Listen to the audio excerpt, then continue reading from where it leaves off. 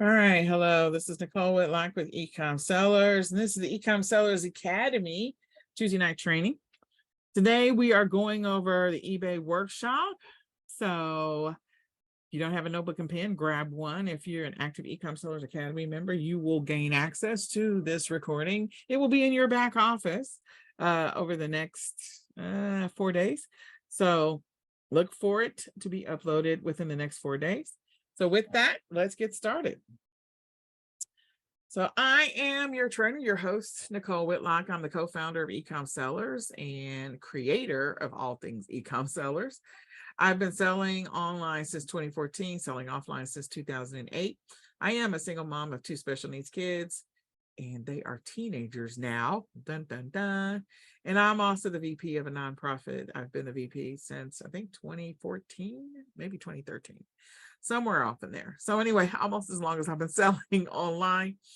But in any case, I love it. And it is a nonprofit that supports the special needs community. So today we're going to be going through part 1.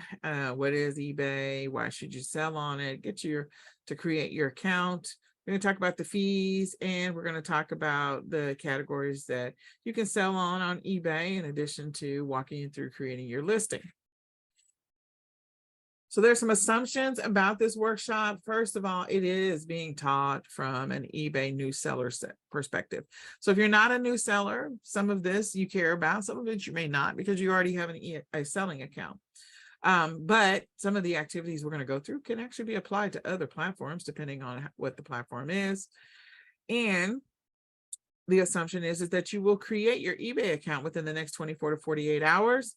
So you can perform the activities mentioned in this workshop. So we're going to have a couple of activities that we're talking through today. So let's get into it. Now, the thing about being an eBay seller and any other seller, is the one thing that's most important is that you have the right mindset. You have the mindset of a seller. The thing about being a seller is that you have to take ownership of the fact that you own the business. It's your business. It's not somebody else's business. And so there's things that are going to happen. The decisions that you make are decisions of products that you're going to source and what you're going to list and what the listing looks like. And all of those things, what you acquire inventory for, what you sell it for, how you ship it.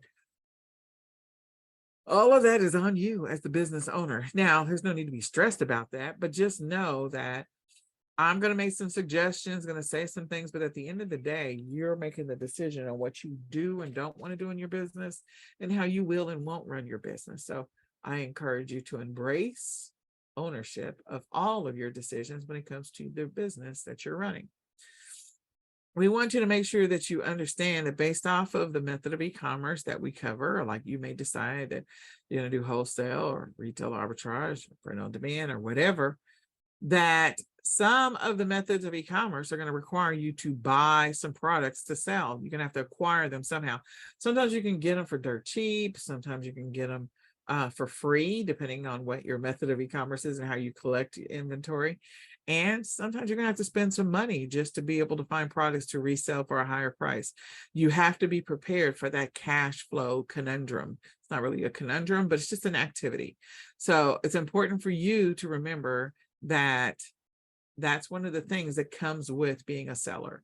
There's going to be some cash flow involved, and you're going to have to make some decisions. So because there's cash flow involved, I want to encourage you to create a budget.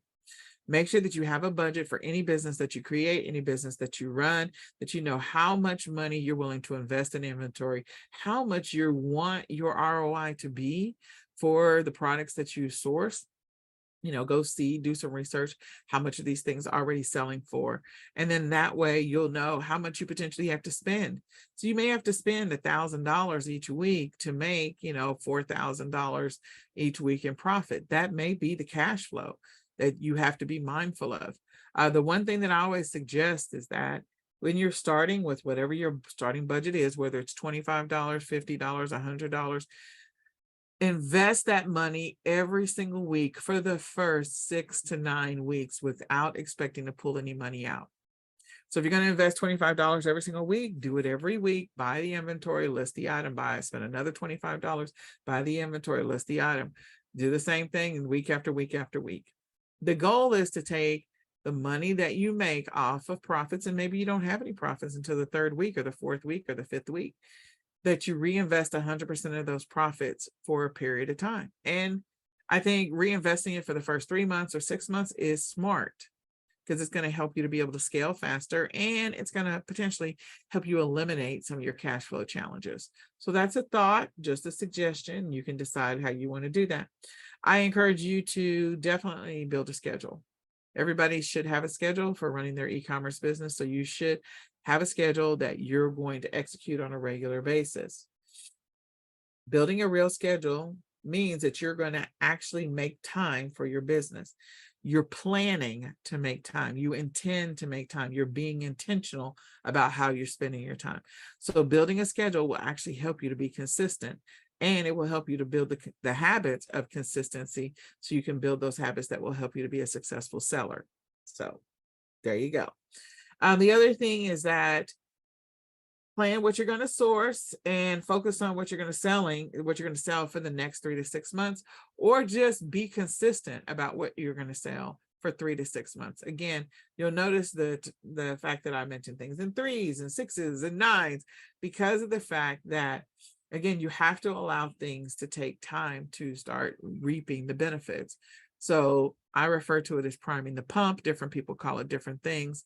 But in order for you to get better at this e-commerce game, you've got to do it for a little bit. So you start to pay attention to the data that comes out on the other side from the results that you get in your business. So you may be one of those people that you're really good at sourcing, and that's fantastic. And that may help you with getting sales a little bit faster. Whereas you may be a person who doesn't know much about sourcing. And so you're going to spend a little bit of time potentially making a couple of mistakes here and there, getting better at the sourcing thing. And that's a good thing. You want to get better over time, but it's going to require you to be consistent. So the last one is definitely be consistent. Consistency is the key. Consistent about how you build your schedule and where you spend your time. Consistent about what you're going to source. Consistent about the money that you're going to spend in your business. Be consistent about listing on a regular basis so you can make money. So with that, let's get into today's topic about eBay. What is it? So eBay is an online marketplace. You've heard it be called a marketplace. There's a lot of different marketplaces. Amazon's a marketplace. Etsy is a marketplace.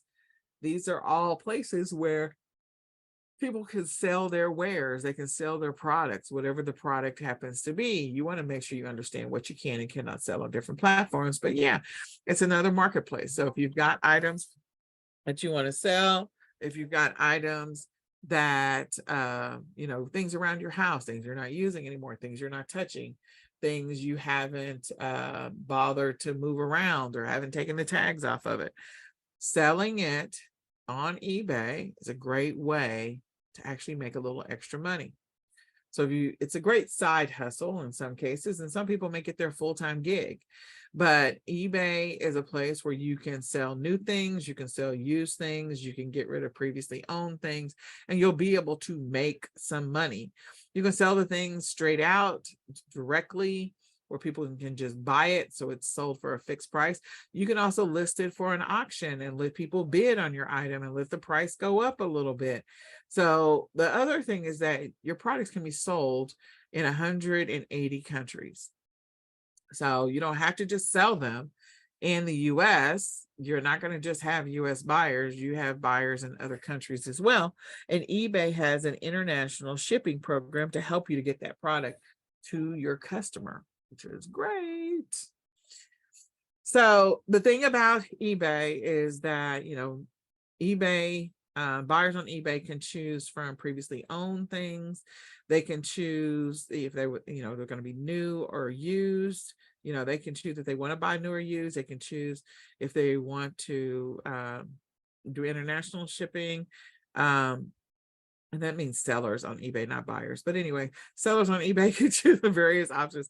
You can say that your item is free, and the shipping is free, or that they have to pay for shipping, or they're going to do the international shipping. People can choose the buy it now, so that the shoppers can find that item and they can buy it now, versus, which is normally a fixed price, versus doing an auction. And you have the option to create deals to display and which days those deals are going to display. With eBay, you can sell business to business, you can sell consumer to consumer, because you may be, maybe you're not really a seller. You just want to get a couple of things out of your house, or maybe you just plan on listing 5 things and that's it. So it's consumer to consumer because you buy off of eBay. But if you're a business to consumer, B2C, you have those options to be able to decide how you want to operate. And if you want to grow your eBay business, this is a great way, over time with consistency. It's a platform that you can use to scale your business.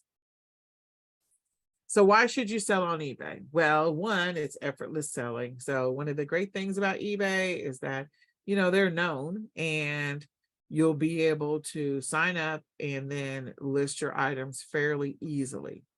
So that's one. There's low selling fees. I will say that's subjective, but selling fees are low. Now, one of the platforms that have the lowest selling fees is like Facebook Marketplace, but the selling fees are not that bad. They are a little bit lower than Amazon and Walmart, and they're not that bad. Okay. There's no competition on eBay from eBay. Unlike Amazon, like you'll find Amazon products on Amazon. They will sometimes take a great selling private label product and turn it into an Amazon product. And they have done less of that over the years because of the fact that they got sued. But you're not going to compete with eBay putting eBay products up. And that's pretty cool, unlike some of the other platforms. So Amazon is like that. Walmart will sell their own brand. You don't have to compete with the marketplace itself. You can generate more income from the sale of an item. So you have the opportunity to list it as an auction. And if you do, you can get higher, get a higher price for it, especially if it's a popular in-demand item when you list it as an auction. The other thing is that you pretty much can sell almost anything. You can't sell everything. So because you can almost sell anything, you're not limited on what kind of listings you can create, what kind of products you can put up. People buy used stuff. They buy things in parts. They buy new stuff. You can sell computer parts. You can sell all those extra cords that you have around your house. You can sell, reams of paper. People can sell, like you can sell, I would say you can do this on Etsy too, like sticks from your yard, because there are people that are doing crafting and they need wood, certain small size wood sticks or leaves. I've seen all kinds of interesting stuff. Beads. You can sell so many different things, and you can sell cars on eBay. Like I said, it's a trusted marketplace. So it is one of the top 3 global marketplaces out there. There's Walmart, Amazon, Walmart, and eBay. Those are the top 3 right now. I will say grocery from some of the grocery stores is coming in really close on eBay because grocery sales went up exponentially, especially during the pandemic. And those numbers have actually stayed a little high for online sales. But again, Walmart's coming in hot behind Amazon, and eBay's right behind them. You can get your payments almost immediately. Not all of your payments that you get from eBay are going to be immediate when you first start. There's a thing that's called PayPal Hold or eBay Hold, whichever one you want to call it. And there's a period in time in which when you sell an item, you may not get your money immediately.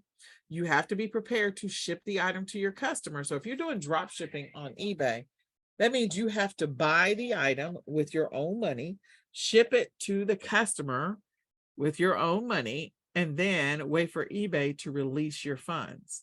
That's for newer accounts or accounts that have been dormant for a very long time. So you want to be prepared for something like that.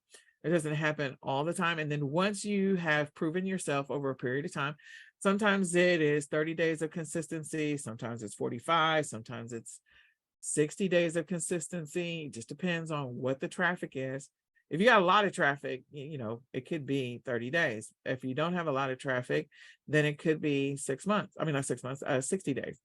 You just want to be prepared for that. But once you've gotten to that place where you are consistent, then what will happen is they will immediately start releasing your money, which is awesome. and then you can transfer that money over to your bank account and use it immediately. So you're doing drop shipping, that makes it so that you can use your money and reinvest immediately into other inventory or buy the item immediately from the wholesale supplier or the drop shipping supplier. They have an international shipping program to ship to over 180 countries. So that way, you don't have to do all of the customs stuff, and you don't have to deal with the returns because it's all handled in the international shipping program. I do like that about eBay, other than, with Amazon and also with Walmart. Like, I like that about eBay, that there's that option out there. And you can create an eBay storefront. That's an option. You don't have to, but it is an option. So how do I create my account? Well, before we get into creating your account, there's a couple of things that I want to talk about. One, I don't recommend that you use your existing buying account. If you're a buyer, you buy stuff on eBay, to create your selling account. I don't recommend that. I recommend that you create a completely separate email account for your selling account. So you'll be logging out of your buying account and into your selling account so that you can sell on one account and you can buy products on a completely different account. I just want to encourage you to do that. I don't recommend you use your buying account to sell on, because if they ever suspend your selling account, then that means they also take down your ability to buy stuff on eBay. So just think through that for just a second. And there's still the possibility that they could take down your buying and your selling account if you're ever suspended, but it's highly unlikely that they'll take down your buying account if you're not doing any selling on it. So the next thing is, in order to create your account, you're literally just going to go to ebay.com, click on register, and then from register, you will create your account from there. Now, I do want you to know, when you do create your account, when you click to create your account, you're going to see two options. You'll see a personal account and you'll see a business account. If you're a person who has a business, like you got an LLC and you're established, you got an EIN and all that other stuff, then a business account is probably the right way to go. But if you are a casual seller, you sell some stuff occasionally, you don't know if this is going to be for you, you don't know if you're ready to create a business account, and you just want to try some stuff out, then create a personal account. That would make the most sense. When you are creating your account, either one, you want to make sure that you have that alternate email address for your selling account, okay? And pick a username. I don't even remember what my username is. I'm just going to tell you, I don't even remember what it is, which is funny. Think about what your business or store name is going to be if you decide you're going to create a store, because you don't have to create a store. You can just sell items. But if you decide to do a store, then figure out what you think your store name is going to be. I will suggest that, it'd be something that makes sense for the products that you happen to be selling. If you're going to be doing a bunch of generic products, then look at some of the other store names that are out there where they sell a variety of different generic products.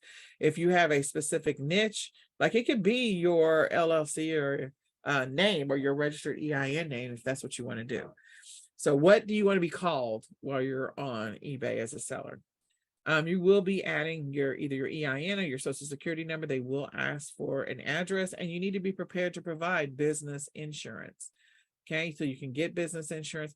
Sometimes you can get business insurance to the same place that you get your home and auto and other insurance, but there are e-commerce specific suppliers or business insurance providers out there. You can sign up with them and use them to help you in your eBay business. You need to determine how much you need and how big you plan on growing. So if you're a big business, I would definitely get an e-commerce specific insurance broker. If you're not going to be hardcore about it, then maybe some lesser insurance. It just depends on what it is that you're selling, and that will probably dictate which kind of insurance might be best and how much of it that you plan on selling. When you get to a certain size, you definitely should be talking to a e-commerce insurance broker for sure. And then you always want to make sure you have a separate bank account. That is so important when you're starting a business. Make sure you have a separate bank account. Some other things you'll need to decide on is, one, you'll need to decide, your e-commerce method. Are you going to do arbitrage, where you go out, or you online, either one, and you find products at a low price and resell it on eBay for a higher price? Are you going to do arbitrage? You got to figure out what your margins are going to be. Are you going to do thrifting, where you go out to thrift stores and the garage sales and you pick up items? If you do, make sure you get all your receipts so you have them as a reference, so that if there's ever a question from eBay where you got it and how much you paid for it or whatever, because sometimes they need to show, the chain of custody for different products, then, you want to keep those receipts and keep that in your log of inventory. Wholesale, you can set up wholesale accounts with different suppliers, especially if you're going to do a niche, or there's a variety of different things that you're going to be selling. So you have wholesale suppliers. You can do print on demand, you can do drop shipping. You can also do liquidation. Like, different people will do different things. You just, again, need to make sure you understand the impact of selling liquidated items on eBay. And that if eBay has any questions about chain of custody, like, you don't know where it originally came from, sometimes all you can say is your liquidator, and that's about it. So keep all your receipts at all times. You also need to decide if you're going to run a niche store or not a store, or no niche, and you want to sell a variety of different products. So if you're not going to specialize in something, pet supplies, baby stuff, hot kitchen stuff, and you just want to sell a variety of different things, that's fine. You can have a no niche operation on eBay. Whether or not you're going to have a store or not have a store, you want to decide on what your listing types are going to be. There's going to be some things that it makes sense to do an auction, and some things that make sense to sell as fixed price. You need to decide that as part of your establishing or creating your account. And you don't have to decide that immediately, but when you create your first listing, you need to have an idea of what you think you want to do. You're going to have to decide on your return policy. I will tell you that eBay likes it when the return policy is 30 days. And during the holidays, you need to be prepared for that return policy being extended to potentially 60 days, because people are buying stuff online. They have to be given enough time after the holidays over to return an item that they don't want.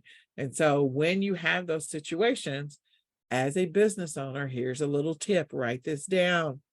I would make sure that I'm prepared to deal with returns up to 70 days during Q4.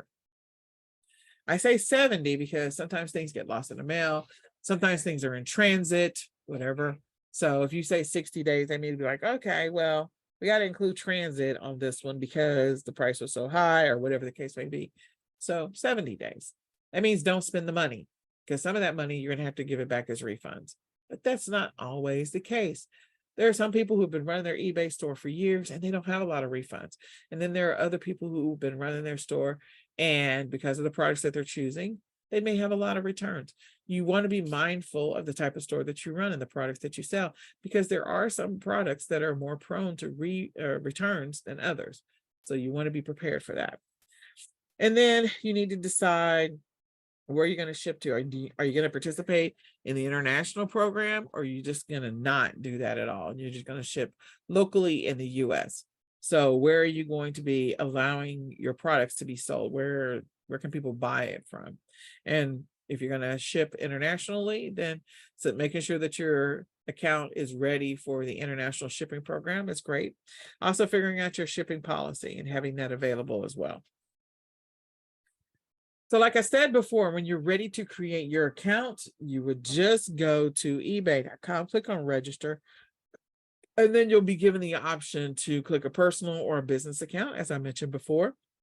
And then you're going to go through the process of all the stuff that I previously talked about. So your first activity is to go ahead and create your eBay account.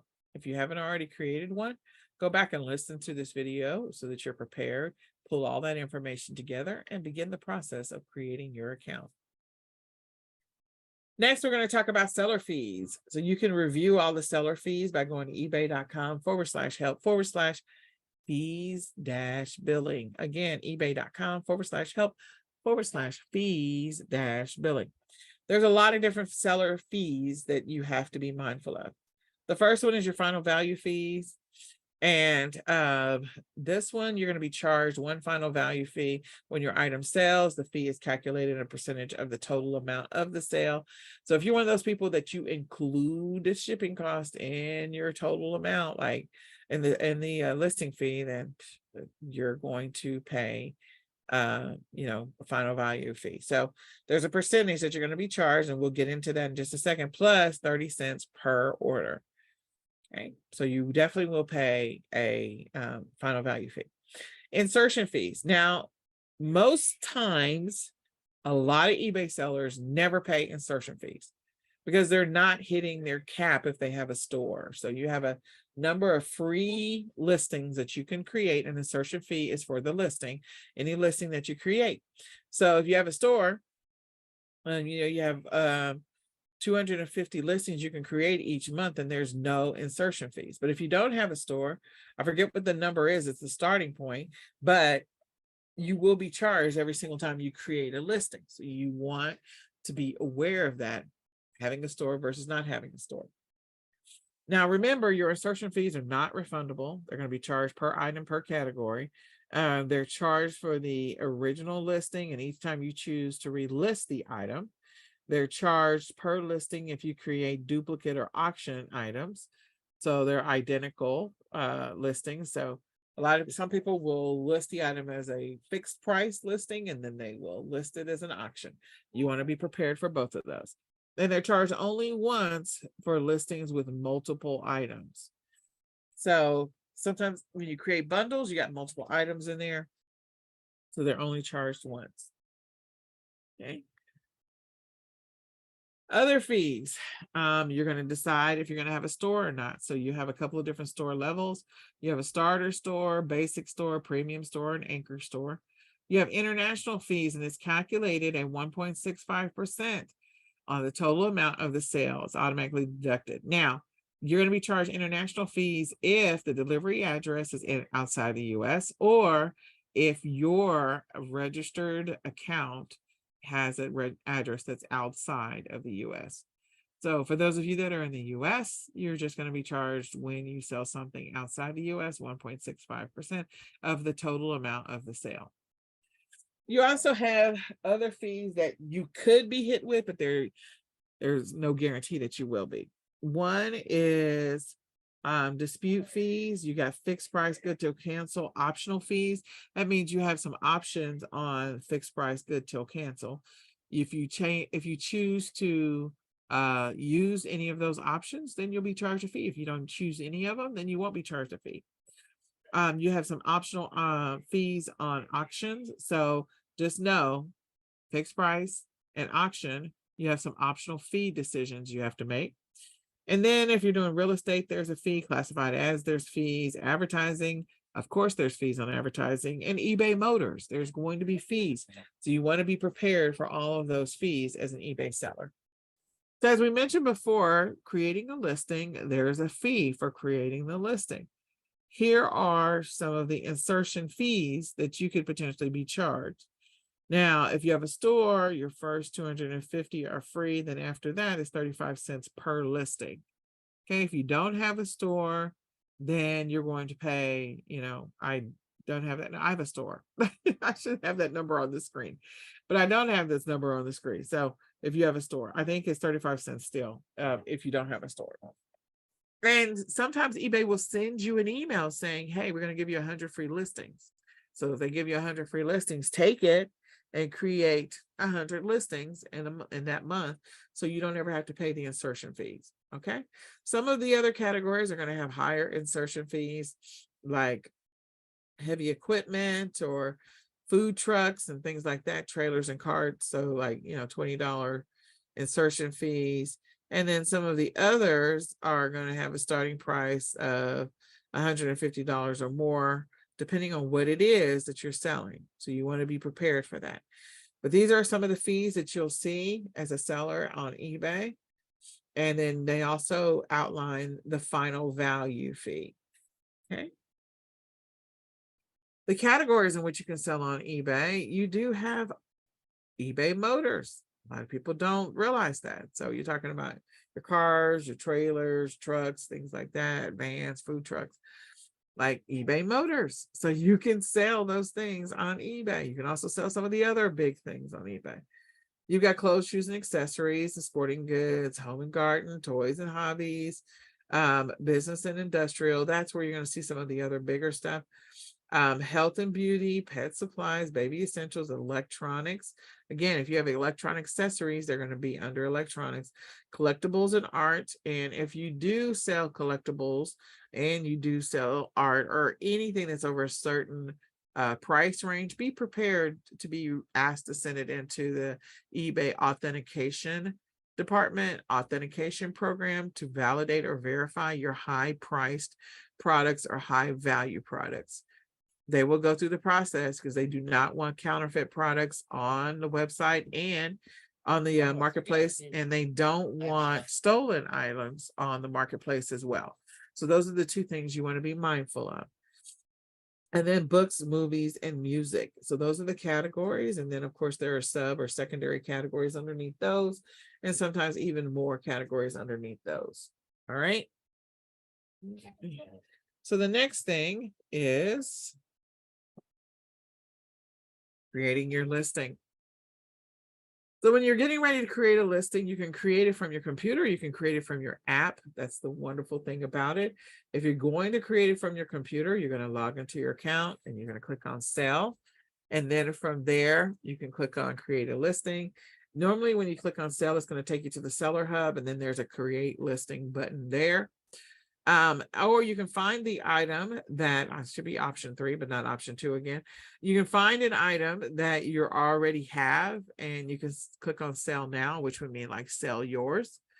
And so once you do that, then you'll be able to sell your version of it, and you'll need to edit things because it's yours and not somebody else's. So the products that are popular that you're finding, like if you're doing arbitrage or things like that, you're probably going to click sell yours so you don't have to create the entire listing from scratch. Okay, you're going to populate or update the applicable fields, and then you're going to hit submit. Whereas on the app, you're going to go to the eBay app, you're going to click on create a listing, and then from there you're going to, you have an option. If you find one that looks like yours or is yours, you can sell one like this. That's the button you're going to see from your app. Or you can click on selling and then list an item. So the words are slightly different on the eBay app, but I think you get the gist. So here's an example of selling from your computer. This is one of the items. I don't even remember if this is my true listing or not. Probably is. But in any case, if you have one to sell, you can click on sell now, or you can create a listing from scratch. But listing from your computer, sell yours. Okay. Listing from your phone, sell one like this, as we mentioned before. So once you find it, sell one like this, and then you can click on it and go from there. Okay.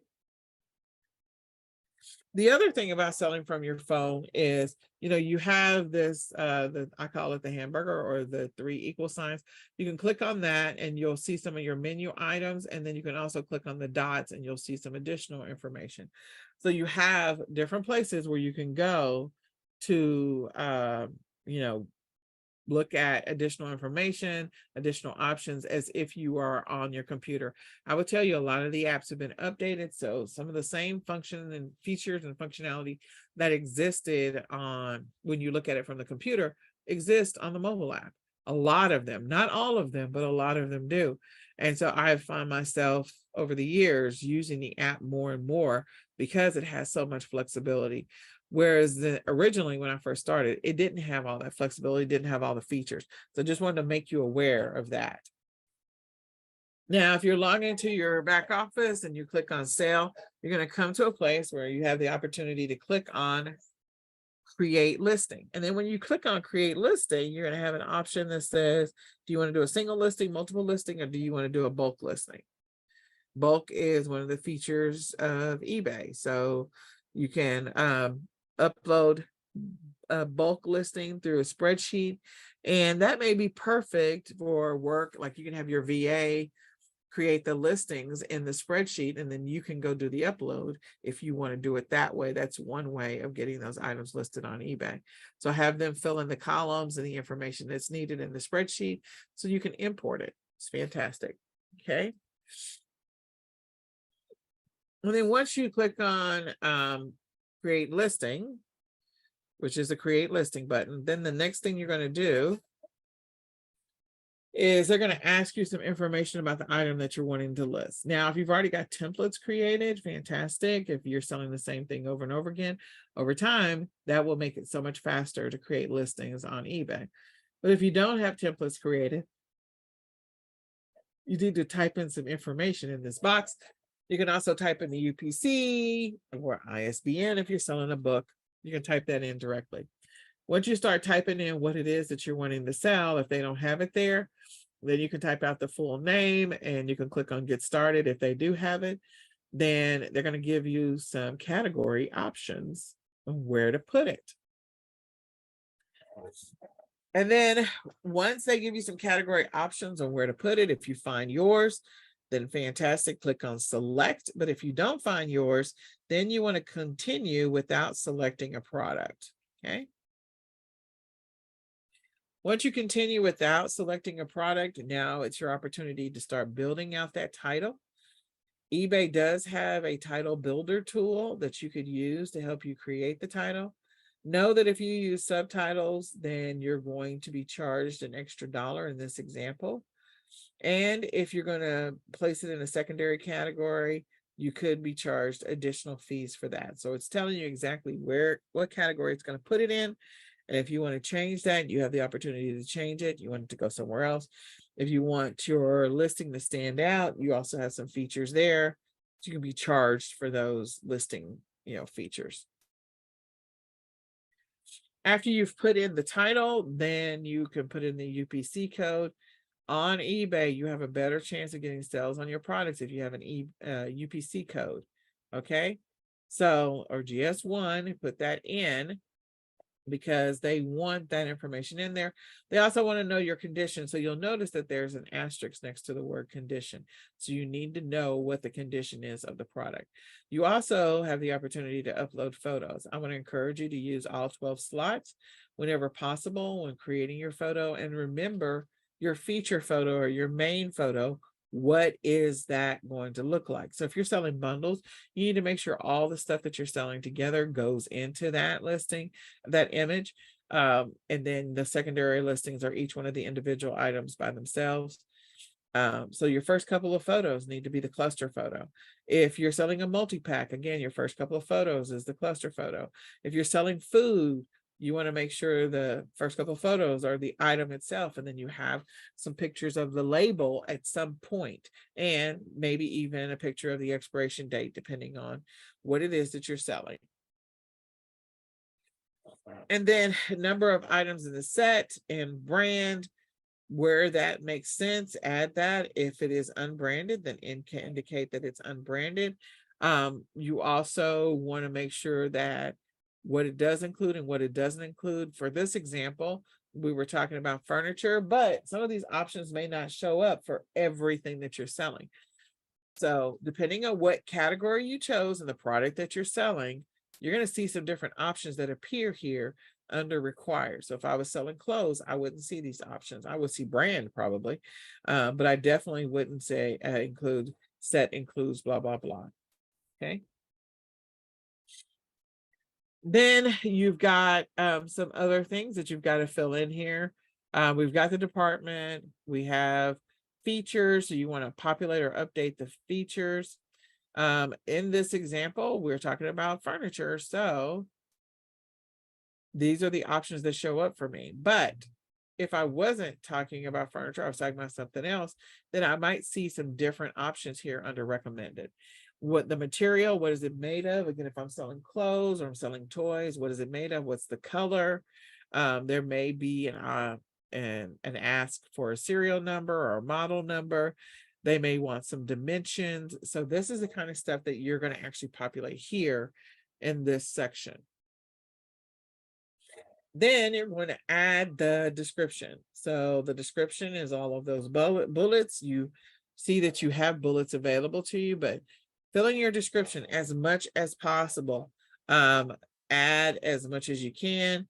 Make sure you use that mobile friendly checker. So if you're changing the font size, doing some big fonts and all that other stuff, like click on the mobile friendly checker just to make sure that you're good to go.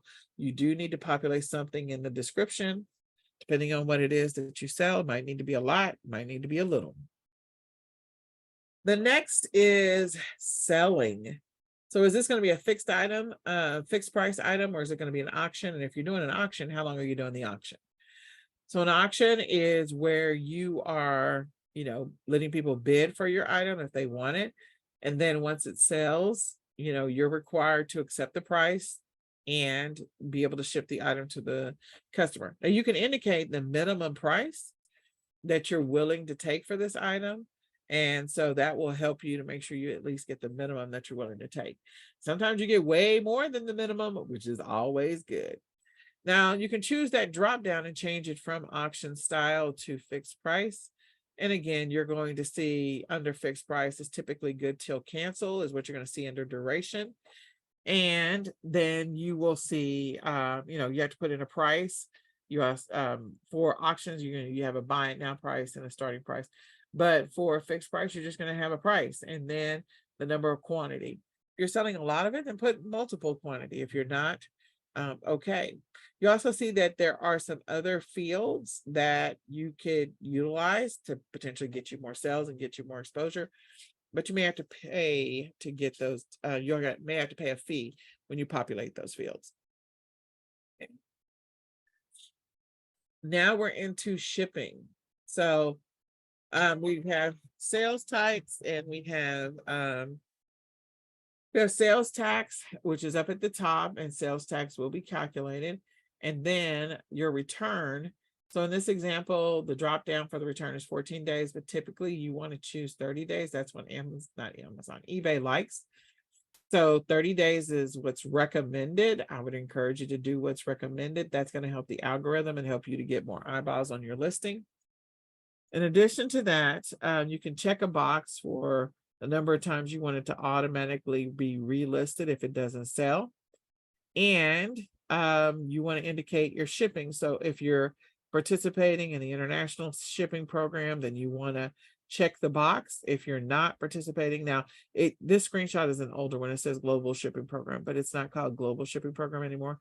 It's called international shipping program, which is still, to me, global shipping program. But anyway, you can check that box if you want your items sold internationally. If you don't want your items sold internationally, you want to uncheck that box. You can also indicate if you're going to participate in global selling where you want to exclude shipping to. So down there under exclude shipping locations, you can indicate, okay, I'll do all 180 countries, or I will do, I'll only do these and I don't want all those other countries. So you can indicate that here at the bottom. And then your item location, where is it being shipped from? They want to know that. So you have that indicated. The other thing I want to point out is during the holidays, your handling time, you should adjust that. To become an eBay top rated seller, your handling time should be 1. So if you don't think you're going to be able to get it out in 1 day, or if you're listing that your handling time is 1 day, you got to be prepared to ship that out in 1 day.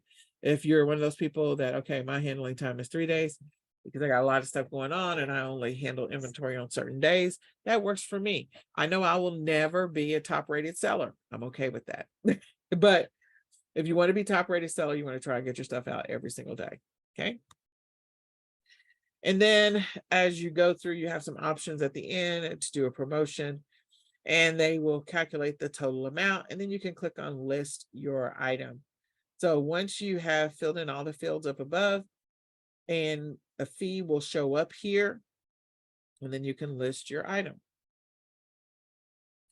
So activity number 2 is for you to go ahead and create a listing. Now you're going, I haven't sourced anything. I don't know what to list. If you have some used stuff, some old stuff you haven't touched, stuff that still has tags on it, take a picture of it with your phone, and we will take a deeper dive into pictures in our part 2, but take a picture of it with a clear white background. If you can have a sheet or something like that, Make sure it's in a well-lit room or a room that gets a lot of sunlight. Do your best not to have any shadow, like you're standing in the shadow itself, but take a picture of that item so you can at least test creating your first listing. Again, some of the fields that we saw only are applicable because of the fact that we chose furniture. So depending on what it is that you're selling, you may not see all the same fields that I just showed, but you do want to go through the activity.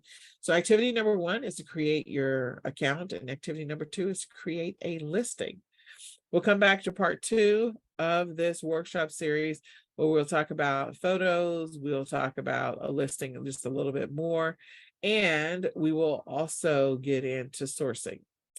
So with that, I hope this information is helpful. If you're not already an Academy member, I encourage you to sign up for eCom Sellers Academy.